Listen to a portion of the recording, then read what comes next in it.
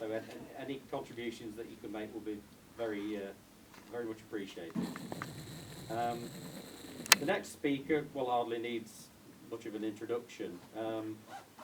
Arthur's had a long and principled stand against the EU, the Gentlemen's Club of the EU, and I'd like to introduce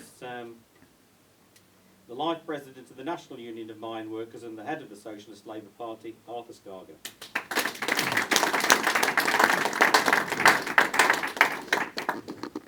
Comrade Chairman, comrades, friends. I was going to begin my speech tonight by dealing with, first of all, the votes that are taking place in Parliament today. I was going to explain the issues of Brexit, but if you'll forgive me, I'm going to make a short statement about something else. I'm speaking in an area which has been destroyed systematically by, first of all, yes, a Tory government, as Paul has said, but also by the economic, philosophic and economic policies of the European Union, formerly known as the European Common Market. There are no collieries left in this area, which in their heyday produced massive work for people, also wealth for people, and they gave them hope. None of it's left. It's been destroyed. It's almost like a wasteland. Today, you might be surprised to learn that the dirty coal industry in Japan have just announced that they are going to build 45 new coal-fired power stations. 45. The reason, they say, I better put my glasses on for this because it's important. The reason is it's cheaper than any other form of energy. And with the technology we now have, it produces less emissions of any type into the atmosphere. In India, they have just developed a new coal-fired power station. It emits less carbon dioxide than anywhere else because it's using what is known as carbon capture. It's using liquefaction. The significance of those two things is important for all the people in this room, for the simple reason that those technologies were actually developed here in Britain, and in particular in this part of the world. Here we are facing an international development of coal-fired plants after the destruction within Europe, not just within Britain, of the coal-fired power stations and the coal mining industry. Don't forget, in Europe, at the turn of the Second World War in 1945, all the countries within Europe had massive coal industries. All of them have been systematically destroyed. Destroyed before anybody talked about climate change or global warming. By the way, there's a difference. We've had climate change since the beginning of the planet. Global warming, what's the main cause? I'll tell you. The destruction of the rainforests in the Amazon and in other parts of the world. And we ought to be asking ourselves, why is it in this day and age that we're not drawing to the attention of the British public what's taking place? And in America, they've already got a power station fired by coal, working with carbon capture. In America. No, it's not Trump, it was under Obama. And in Canada, they were the first with the Boundary coal-fired power station. It reduced the amount of emissions from 100% to below 10%. And I don't know how many people really realise, I didn't, until I learned a bit more about it, that you need carbon dioxide to enable you to get gas that you want out of the ground, but it can't be got by any other method. So they pump in the waste product known as CO2, carbon dioxide. It's safely stored, but in safely storing it, it forces out 30% of previously unobtainable gas. Now, why is it that we're not doing it here? What's the difference? The answer is, of course, the European Union. It's not just the European Union. It's the background that matters. And I want to draw tonight to your attention how the European Union came into existence. And it may be that some of my comments may be construed as criticism of many in the labour and trade union movement, and so be it. We've had that all the time since we've had a labour movement. We've had people who've literally sold out on many occasions, so it shouldn't come as a surprise. But what may surprise you is what some of the so-called right-wingers within the movement said about the European Common Market and the European Union. First of all, who was behind the development of the European Union? But who thought of it? Did someone think one morning, oh, we'll have a European Union? Not at all. At the end of the war, we had the Marshall Plan. I don't know how many people know who Marshall was, but General Marshall was the supreme commander of the American forces. He was the one who appointed Eisenhower and appointed McCarthy in the Far East. And Marshall, in his plan in 1951, didn't do it for altruism. He certainly did it for American commercial interests. Firstly, he pressurized two conditions. Europe could have aid, could have assistance, but in return, it had to adopt trading rules that would ease the path for American exports into Europe. Sound familiar? And secondly, it had to have recipient countries in order to form and promote a federal Europe, i.e. the European Union.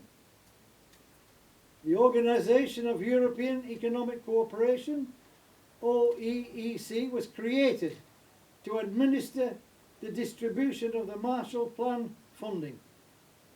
Jean Monnet, a French politician, and recognised as the founder of the EU, but only the founder of those who originally envisaged the concept, set up the first of the treaties.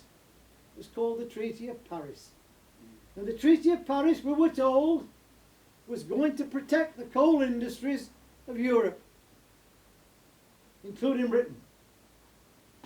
Well, it certainly did that, did it? We used to have 1,000 collieries in Britain.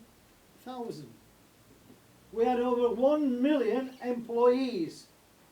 And on top of that, you can have another 2 million who were engaged in the supply industry for the coal industry or for the distribution from the coal industry. It was slashed dramatically. And tragically, the Labour Party closed more collieries than the Tory Party. All on the basis of the argument that it was a sensible thing to do and that nuclear power was cheaper than coal. And we had cheap supplies of oil from the Middle East.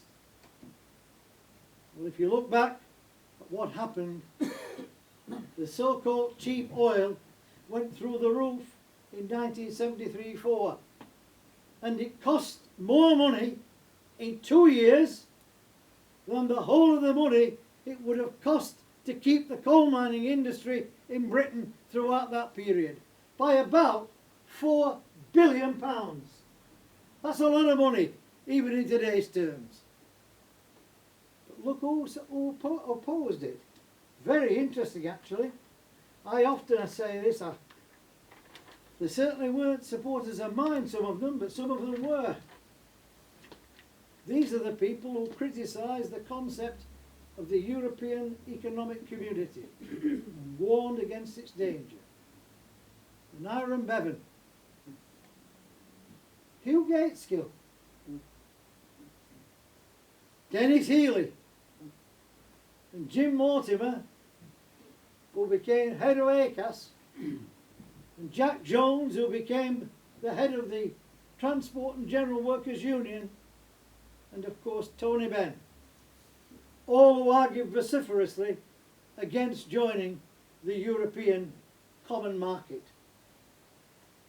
Now, it's often been said, well, the Socialist Labour Party's policy can't be a long-standing policy because it was only refounded in 1996. Well, I can only speak for myself. I've been opposed to the whole concept of the European Common Market and the Treaty of Paris, and the Steel and Coal Community, and certainly the European Union for 64 years. I first remember debating with a young Conservative in Barnsley who challenged me on the concept of the European development that was taking place.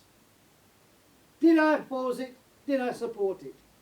I opposed it then, and I oppose it now. And yet you'll notice that the ones who were put on the front pages on television to promote the idea either of supporting or opposing were all a clique that were either Tories or former Tories. Don't run away with the fact that Nigel Farage is somehow a left-winger. He's an ultra-right-winger. He's a racist.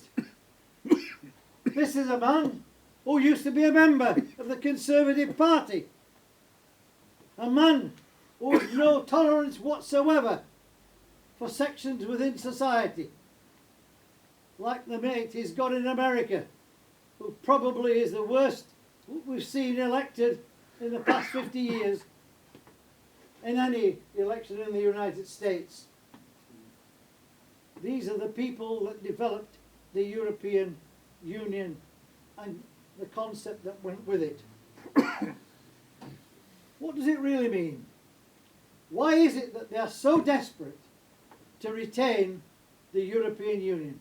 Even after we had, as Paul has said, the largest majority vote in the history of Britain to oppose the European Union membership.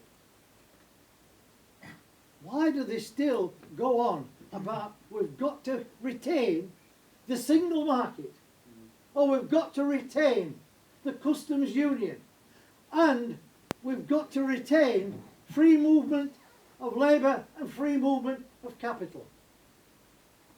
The answer is, it's in the interests of capitalism. Let's have a look at the 4 freedoms. Freedoms? Well, first of all, the freedom of movement. What does it mean? It means that any member state of the European Union can have its citizens move from one state to another without let or hindrance. And so you could suddenly see some people from an Eastern European country, up to 1 million at one go, move into a country the size of Ireland. Now Ireland has a population, north and south, of approximately 4.5 million. What would the effect be of moving 1 million into that country. It would destroy the economic base. And then, of course, you have to examine Great Britain as a whole. I'll tell you a few facts that are important. In 1959, Britain's population was relatively static. In the wake of the Second World War, we had the baby boom really taking place, but it reached a point where it became stable. It went up from about 40 million to about 55 million. In 2000, the population of Britain was 59 million. The birth rate was 1.8. That's a slip, 1.8. I decreased it too much. But anybody with a degree of intelligence knows that to maintain the population, you have to have a birth rate of 2. Otherwise it goes down. But even with the figures that we had in 2000, any budget that you made for the health service, the education system, the care system, social services, all these things that matter, and certainly the National Health Service, which is now facing oblivion, could at least have been funded. The population today is 67 million. Where have they come from? Have they appeared from Mars? Where is it? They certainly haven't come from the West Indies. They certainly haven't come from India or Pakistan or any of the countries that were formerly occupied by Britain within its Commonwealth, within its sphere of influence. Not at all. It's interesting to look at the facts. And these are facts. Before and after the Lisbon Treaty in 2009, the number of immigrants and asylum seekers and refugees, people in need, coming into Britain, averaged 250,000 a year. The number of people leaving Britain to emigrate to Australia, America, New Zealand, France, Germany, Belgium, all of the other countries, was 350,000 a year.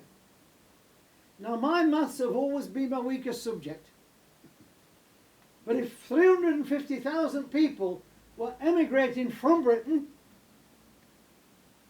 and people who were immigrants or asylum seekers or fleeing from terror were coming in at the rate of 250,000, it meant that we could take certainly another 100,000 and simply maintain the level of the population. But that wasn't the case. I'll tell you why. Look at the figures in 2014-15. Now the official figures that were put out recorded that the number of migrant workers from within the European Union, that's the countries within the EU, entering Britain were 480,000. That's more than 350,000 going out. And it's certainly more than the number of immigrants and asylum seekers at 250,000. But there's something rather peculiar. I've always known that figures don't lie, but liars can certainly figure. Listen to this one. In the same period that they claim 480,000 people came into Britain under the freedom of movement, they issued 1,222,000 national insurance numbers to members from European Union countries. So where was the difference? I calculate that an additional 742,000 coming into Britain from the European Union countries. That's the problem. That's why the population is going up. Why the vote that Paul described in this part of the world? Why the vote in Wales? Why the vote throughout the rest of the north of England? Simple. They felt the impact of membership of the European Union. They understand the difference between immigration, which they've seen from 1950 to 2008, and they know the difference between 2008 and 2016. And yet, there are political figures, both in the establishment and tragically within the Labour Party, who still haven't got it. They haven't got the message that people are not racist. They're not xenophobic. What they are is realistic. And they know that you can't simply have an open border where people flow through without having an effect upon jobs, an effect upon housing, and an effect upon welfare.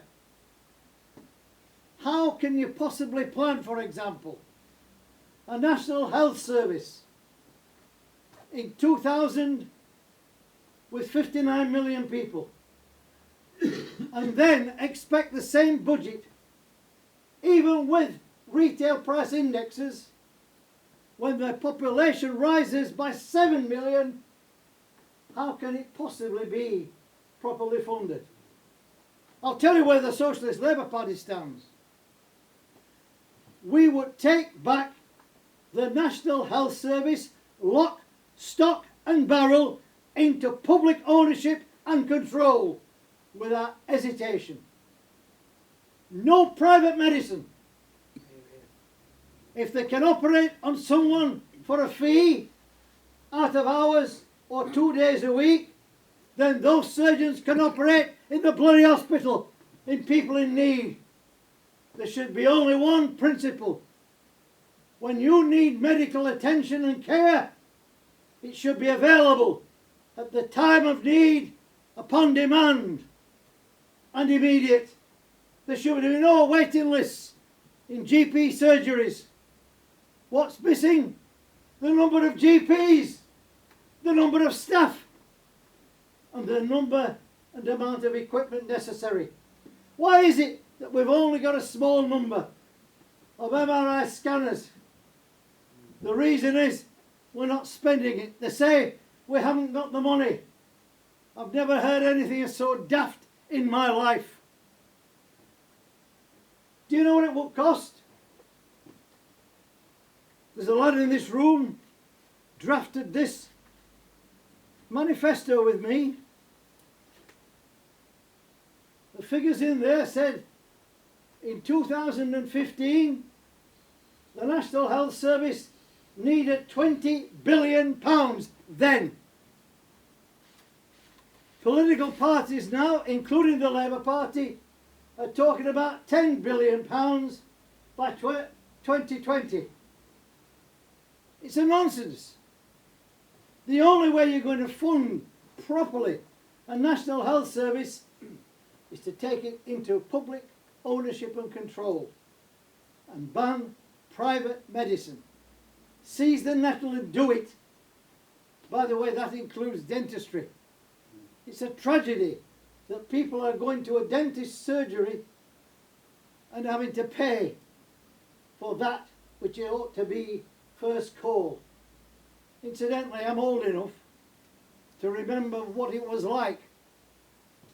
I remember my mother giving me sixpence, wrapped in a piece of paper, to go to the local doctor's surgery every week, to pay to the doctor, and if you did that, then the doctor would care for you. If you couldn't afford to do that, you couldn't get medical care unless you were prepared to pay the going rate for the job. That was as late as 1950 1949, when the National Health Service came in. And even then, there was still an element of private medicine with surgeons allowed to practice freely as a part-time job. Why should a surgeon on £150,000 to £200,000 a year want a part-time job? The rate for the job could be there, but they should be in the hospital, and I don't care who it is. I don't care what their religion is, their colour, their ethnicity. If they're in need, they need to be seen and dealt with, free of charge. That is the policy that we should be pursuing. But of course, you know, we do have in the free movement of labour also the free movement of capital. It gets no less attention. Paul referred to Dyson. He really swept up. He moved his outfit abroad. But I spoke in Ayrshire, that's in Scotland, where Volvo were building trucks. And they announced they were going to close it. So I went up to address the workers with a girl called Linda. And we're standing outside the gates. We thought, well, we can talk to a few people. The entire workforce came out to listen to me.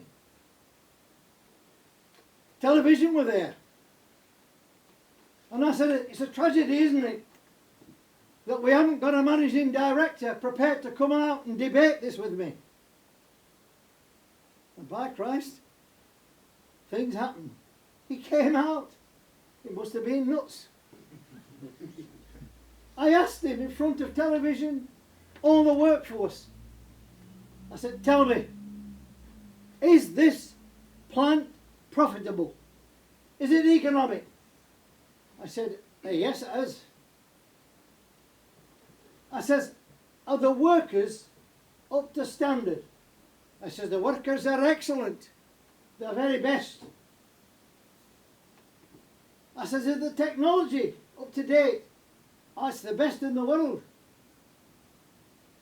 So I said, well, could you explain to me and to the people here why you're moving this plant to Poland? Well, I said, aye, it's very simple. We can pay workers in Poland 5 times less than we pay the workers in Ayrshire. That is capitalism. That's the free movement of capital. That's why we don't produce anything here. Before we joined the European Common Market and then the European Union, incidentally both times actually, by Parliament decisions, one confirmed by a referendum, 1975, we were producing 80% of our general domestic product, our total wealth, in manufacturing. We built things. We had the best cars in the world. We produced the best cars in the Midlands. We had Morris, Austin, Wolseley. You know the names. We even produced cars called Rolls-Royce and Bentley. Well, the clothes